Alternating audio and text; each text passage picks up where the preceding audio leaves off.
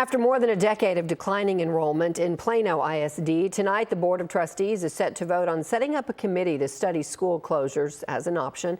It's an issue a district leader said many surrounding suburbs are facing as well. Fox 4's Lori Brown joining us live with more. Lori.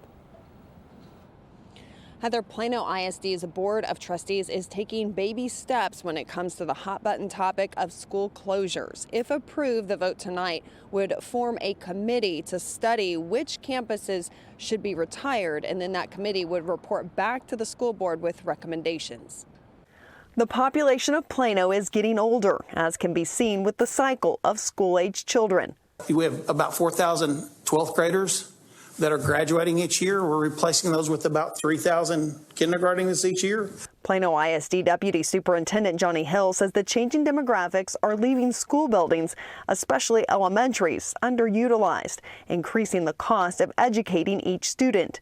5 years from now, demographers are projecting the district will have 9,500 fewer students. About what that actually means, you could fit 6 elementaries, 2 middle schools, and 2 high schools into that 9,500 capacities that we've dropped in just those last few years alone. Here's a look at the shift. The district reached its highest enrollment in 2011 with nearly 55,700 students.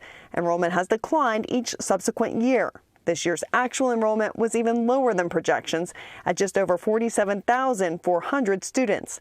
Hill said other suburbs like Frisco and Ellen are also seeing lower enrollments than projected. As for Plano, he said lower birth rates along with rising home costs are to blame.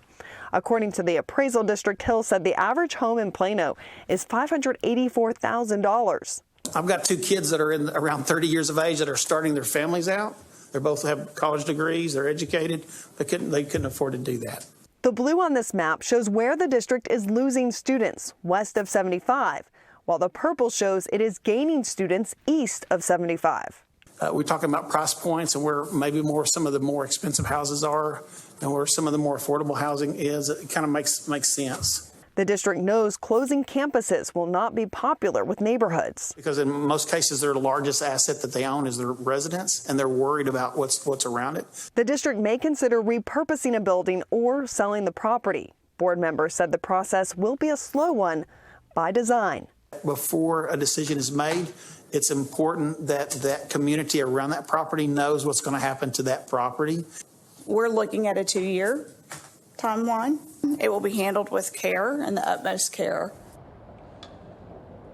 Hill said higher mortgage rates are also a factor in Plano's aging demographics. Empty nesters who would typically downsize and sell their home to a young family would now have to trade in their 3% mortgage rate for a 7 to 8% rate, which wouldn't make financial sense. Tonight's meeting gets underway at 6 o'clock. Heather. All right, Lori Brown, thank you.